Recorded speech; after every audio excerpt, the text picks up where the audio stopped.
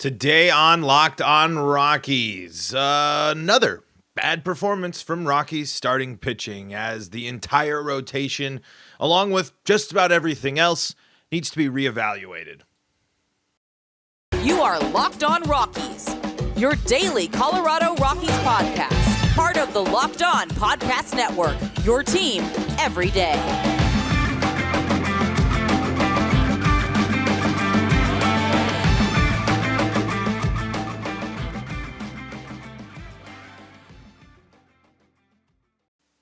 Rock on Rockies fans, welcome into the Locked On Rockies podcast for today, the 19th day of April in the year 2023. I am your host of the Locked On Rockies podcast, Paul Holden, bringing you your daily Colorado Rockies talk right here on the Locked On Podcast Network, bringing you your team every single day. And if your team is the Colorado Rockies, well, you're in the right spot because that's what we do around here is talk about the Colorado Rockies each and every single day. Proud to make you, Thank you for making us your first listen of the day. Proud to be your first listen of the day. Shout outs to all of our everyday listeners out there. Let everyone know you're an everyday listener and let us know how you're feeling about the Rocks in the Locked On Rockies live chat, which you can be a part of on the Locked On Rockies YouTube channel. Today's episode of Locked On Rockies brought to you by FanDuel. FanDuel, the official sports betting partner of Locked On. Make every moment more. Visit FanDuel.com/LockedOn today to get started. I don't know if you can sense and tell in my voice and in my energy today that I'm a little flat, a little tired.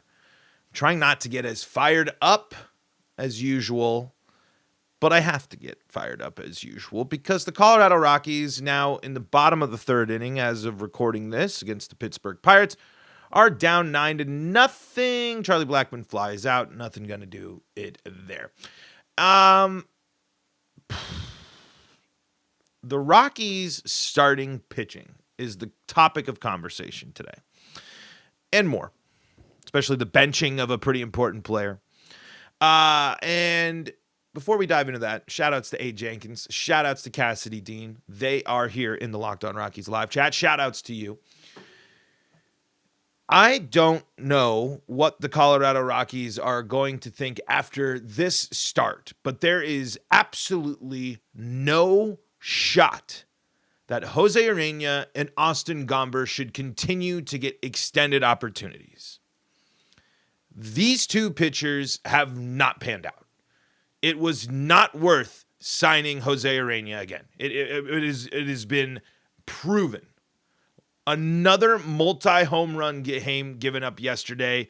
Another day where the Rockies are down big. And then it's followed up by Austin Gomber, who I believe the Pirates have over 10 hits off of 10 over 100 mile an exit velocity hits today, and including 9 runs against the Rockies.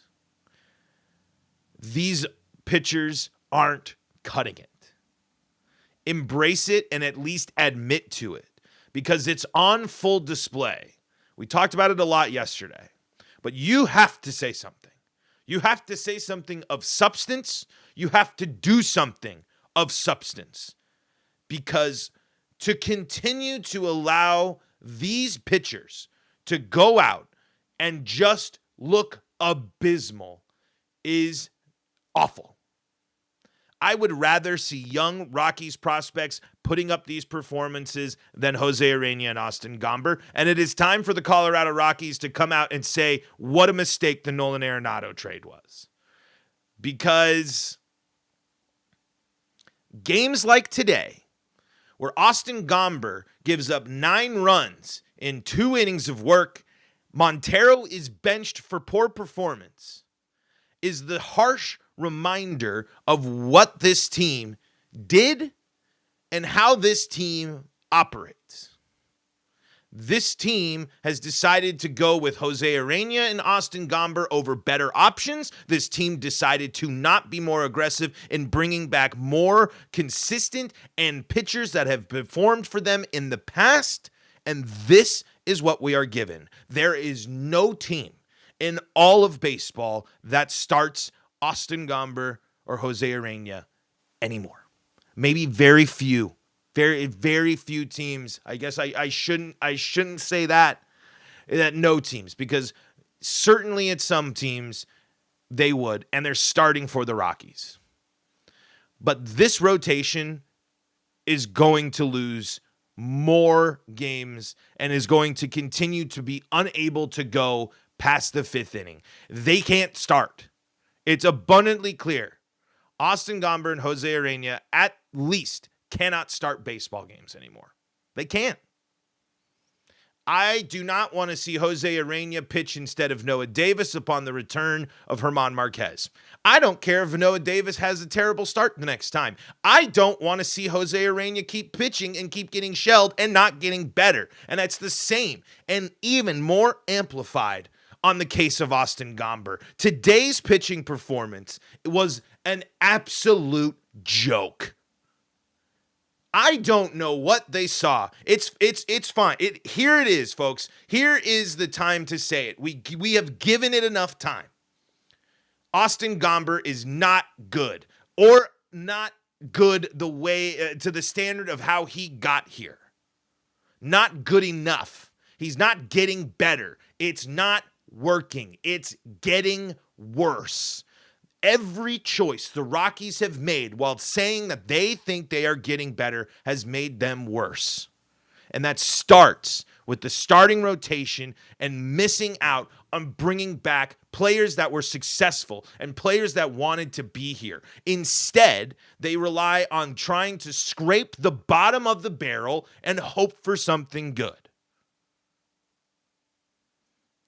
Now, as I say with all criticism of the major league athletes, they're much better pitchers than I am. They can do a lot better. They know and understand the game more. But when you have a team that is supposed to have a pitcher-focused manager, and instead of moving on from your pitching coach that has been in charge of historically bad pitching teams for the Rockies, you move on from your hitting coach and your third base coach, and wow, the third base coach that's been really instrumental in helping players play elite defense, now the Rockies are really bad on defense. It's misstep after misstep. It's misevaluation after misevaluation. And the Rockies cannot continue to go to 2023 with the rotation as is. Yes, Antonio Senzatella comes back and changes a little bit, and same with Germán Marquez. But the Rockies need to make changes now, and they need to make moves to get more pitchers in their system. Because why are there not more young Rockies arms that are ready to go? And why instead are the Rockies turning to these players to start games for them? Maybe Gomber can be effective out of the bullpen. Maybe the same is the case for Ureña. But the case is clear. Every single time the Rockies start those two pitchers especially, they will be at a considerable disadvantage. It does not matter if they are at home, away, or who they are playing. When José Ureña and Austin Gomber start games, the Rockies are in a worse spot. That is statistically proven this year, and it's been proven more often than not throughout the seasons that we have, the extended period of time that we have seen from these two pitchers. We have seen some flashes of José Ureña, but those are long gone.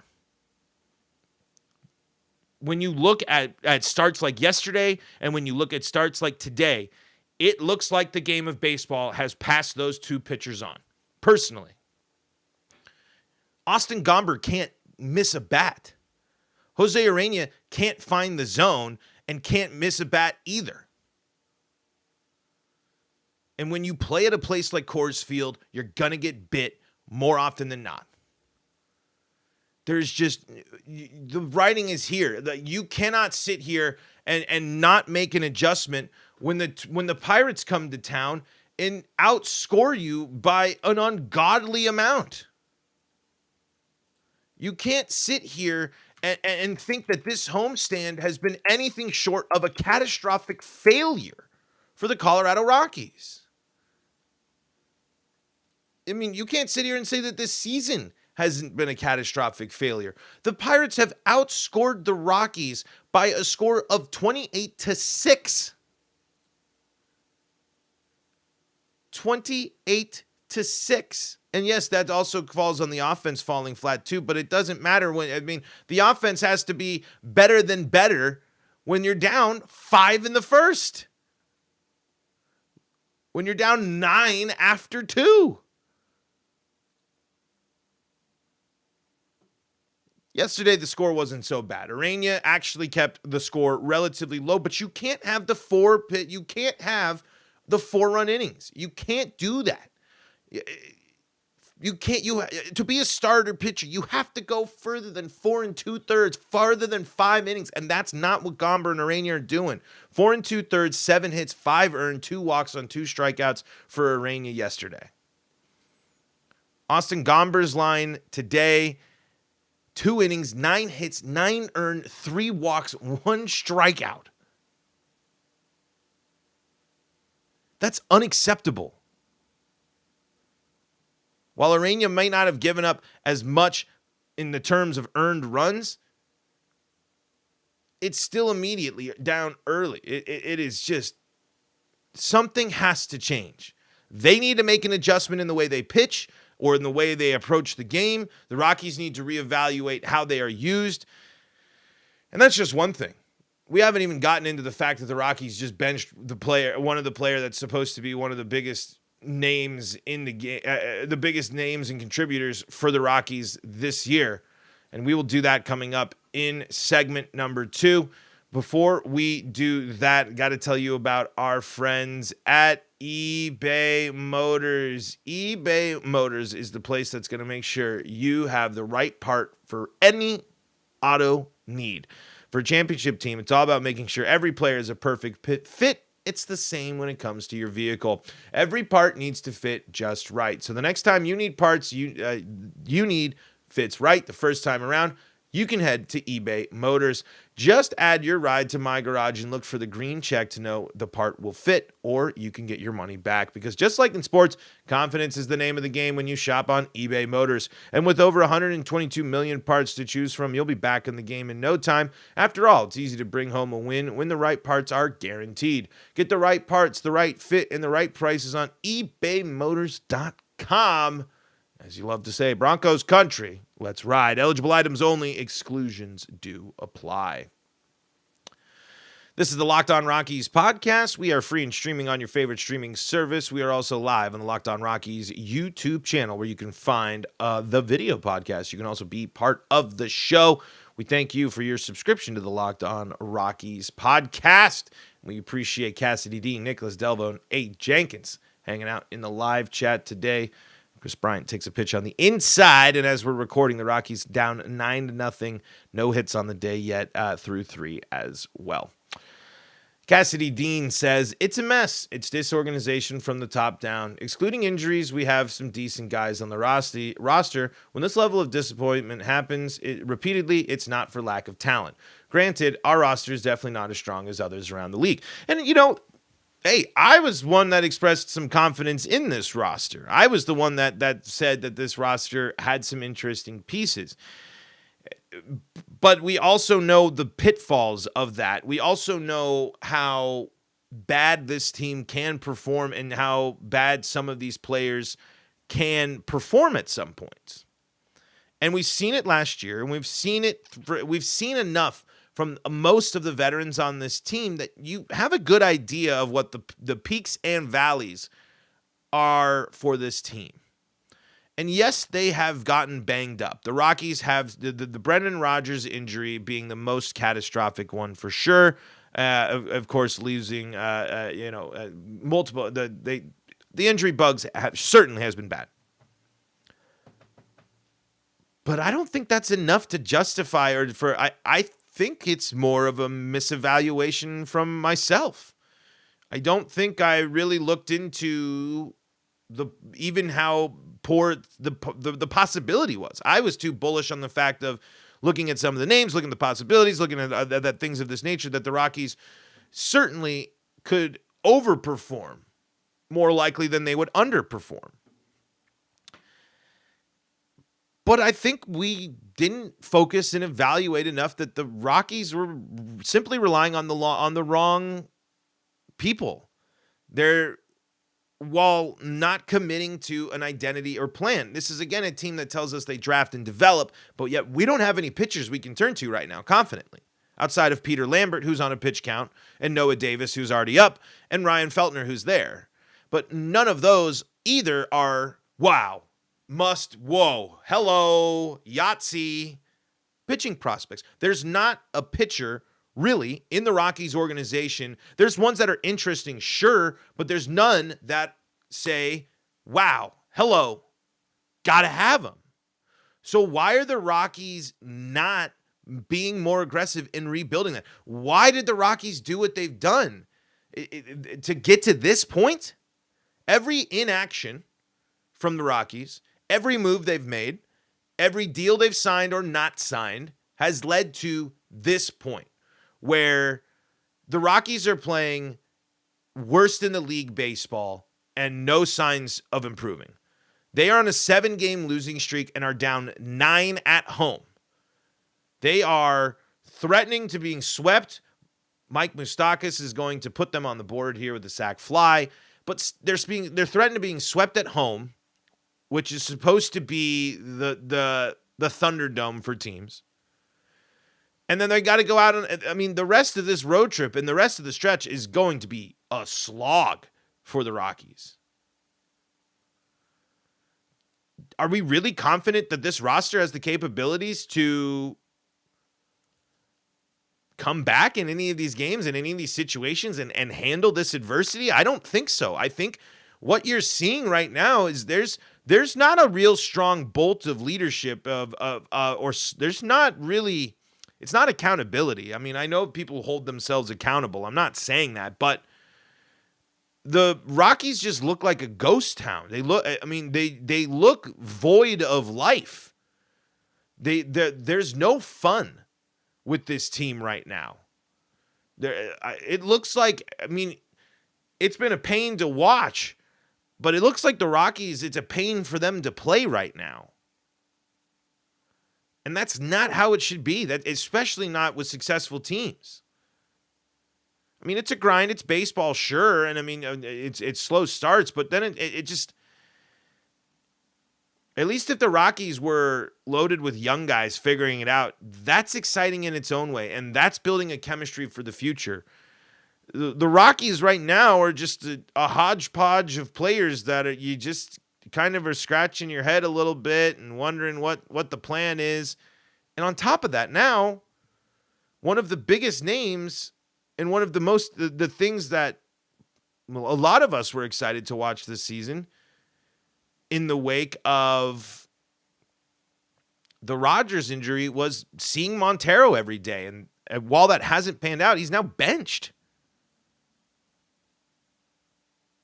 And I'm sorry, if you're a Rockies fan and you know the backstory with Montero and you know what's panned out with Gomber, that doesn't make you feel very good. It doesn't make you feel very confident. In fact, it infuriates you even more. And you wonder if the people in some camps and things of that nature of, why do you never let it go? Why do you never let the trade go? It's over, blah, blah, blah. And, because of this. Because of right now. Because of where the Colorado Rockies are at in 2023. Because of the way it doesn't simply matter that the Rockies are in this, that we keep bringing it up, because it all leads back to that. It honestly all leads back to not getting DJ LeMahieu. I can't remember who I saw on Twitter. That was an interesting point. I got that from Twitter. Because it was, I think it was, what was it? Was it Joelle? I can't remember. A diehard Rockies fan on Twitter. I'm drawing a total blank on the name right now. But explaining her fandom and why she's never going to give up on the team. And I ain't going anywhere either, folks. I'm still watching.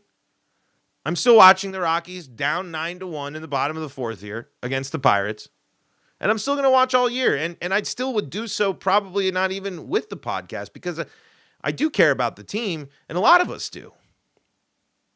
So this is why when you ask and when you say, why do you keep bringing that up? It's not like it's over. Because a lot of people still aren't over it. But for those that want to just move on, that just want to move past that trade, it's hard. I want to. I thought this was going to be the year that we could start putting it fully in the rearview mirror, because I was going to see the future of the Rockies on full display. And now the Rockies aren't confident to go to that future right now. Elehuris Montero not playing in baseball games is a bad sign for the Rockies. It's a terrible sign for the Rockies. They're allowing Ezequiel Tovar to go through the struggles right now. I mean, he just his last at-bat was abysmal. His first at-bat in this game was terrible. But they need the defense, and Montero obviously doesn't have the defense, but the Rockies need the bat of Montero. The Rockies need Montero because we need to know who Montero is, what Montero is going to do, how he can contribute. And now Montero's got to fight for at-bats with Charlie Blackmon and Chris Bryant in the DH spot. I'm glad that they think moving Ryan McMahon back to third base in his natural position and that's going to bring the offense. Sure. I'll believe it. I'll buy into a Ryan McMahon offense, a consistent Ryan McMahon offensive surge when I see it. I honestly am not really as concerned about that. I want to see Montero in the ball game because he needs to be in the ball game because why else is he here? You think Tovar is more MLB ready than Montero just because of the defense? Well, then let's find somewhere else for him to play. Because shouldn't the move then be Matt Rymack plays there at left or at third? Brendan Rodgers is going to come back to second base. Let's find somewhere else for Montero to play. Oh, wait, you have a total logjam at first base. He can't play shortstop, and you have Ryan McMahon signed to a deal. So what is the plan? If you're benching Elehuris Montero and at least removing him from third base, what are you going to do with him? Because Montero cannot sit 3, 4, 5 days in a row. That is unacceptable. That doesn't make any sense given the current state of the Colorado Rockies, and it doesn't help the Rockies get better, and it doesn't help him get better. Instead, we're seeing Mike Moustakas inserted into this game. When is Nolan Jones going to come play for the Rockies? This goes exactly into our conversation yesterday. When will the Rockies punt? It needs to be sooner rather than later. My co-host upset about the Rockies as well. Let's talk about some positives. Let's look ahead here. And, actually, I don't know how I have many positives to talk about today. But first, I got to go shut my door.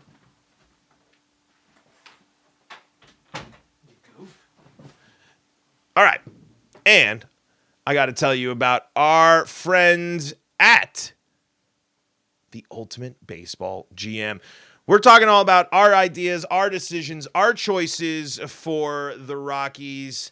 You can make those choices. You can make the calls. You can navigate all of the difficulties of being a pro baseball GM. With the Pro Baseball GM game, it is free and available on the go, offline, wherever you want. The game allows you to manage every strategic aspect of a franchise, playing through seasons and leading your franchise and fans to glory as you build a historic dynasty. In the simulation, you're responsible for hiring the right coaches and staff, and that includes managing finances. So if you want to scout and draft players, you're also going to have to handle their salaries, their bonuses, all that stuff. You can manage through difficult personalities and injuries, navigate your franchise through free agency and all the ups and downs of a season. All this in a challenging and realistic game world. Ultimate Baseball GM is completely free and playable offline, like I said, so take it wherever you want to go. And Locked On Rockies listeners get a 100% free boost to their franchise when using the promo Locked On in the game store, so make sure to check it out. That's promo code Locked On in the game store for a 100% free boost. Download the game, just visit probaseballgm.com, scan the code, or look it up on the App Store. That's probaseballgm.com. Ultimate Baseball GM. Start your dynasty today. Trevor Salzman in the Locked On Rockies live chat says they should have traded Cron last year at the deadline and moved Montero at first. He is the first base DH type of player, in my opinion. Moved Nolan Jones to third and McMahon to second. It's an interesting spot and certainly a possibility. Something the Rockies could have done, but instead, the Rockies have kind of let the trade value of C.J. Cron absolutely plummet. I don't necessarily know what the Rockies would get in return for C.J. Cron now. They certainly have mishandled the trade deadline massively. And boy, the umps have not given the Rockies that outside pitch in the series. And they have rung up the Rockies on a lot of those pitches. I don't think the Rockies haven't been good, but I don't think the umping's been very good in this series anyway. A. Jenkins says, do you know what's up with Bard? Daniel Bard was activated off of the IL today, and Peter Lambert was sent down. So Daniel Bard will return to the team. I doubt they will use him in this game unless they are looking at it simply as to give him some work, and that looks like it is in the double. That's a double, and the Rockies are now down 10-1. Wonderful. Whew. That is now 2 double-digit runs performances given up by the Rockies in this one. Total stinker, man. Absolute total stinker. I mean, there's just Javier Ortiz, I agree. The Rockies are in a basement. They have capable players, but the team lacks direction. They do. There is no direct, like, the Pirates are a young, exciting team because they embraced a rebuild. They said they will do this stuff. Instead, the Rockies have just gone around and just pumped a bunch of smoke. It's all smoke and mirrors with the Rockies, folks. All smoke and mirrors right now because, I mean, there has not been an ounce of fight back. Oh, I'm trying to see his sign. I didn't see what that guy. There was a guy definitely with a sign, and I couldn't see what it said behind home plate. Wonder if we'll get a good screen grab of that later. I mean, I know it's a midday game. It's the Pirates and stuff, but man, that's just an empty ballpark with an unexciting team. Full of definitely, like I said, totally capable guys. I do agree with people by them saying there are interesting pieces on this roster. Sure. Absolutely. But it's also we're 20 games into the season. It's time for something to happen. The season is a-moving. And the Rockies are being left behind. It's a miracle that the Giants only have 5 wins. Poof. Everything for the Colorado Rockies should be up for a reevaluation. Every player that is not a young guy should be considered a trade option. I mean, and I hate to say that. But if teams are interested in German Marquez and Kyle Freeland and Ryan McMahon, why are you not making those moves? I mean, them on your team isn't helping you get to the next level. Why not get the next crop of guys that will help you get to the next level? That requires the Rockies to actually have a plan and buy into it and believe it, and we continue to see that isn't the case. Every position, every single person in charge of getting the team ready and putting this team on the field, their jobs should be in danger as well. Just like we said. Hey, Jenkins, it's a classic question. The Monforts are never going to sell the Rockies. Folks, don't hang your hat on that. The Rockies make him plenty of money.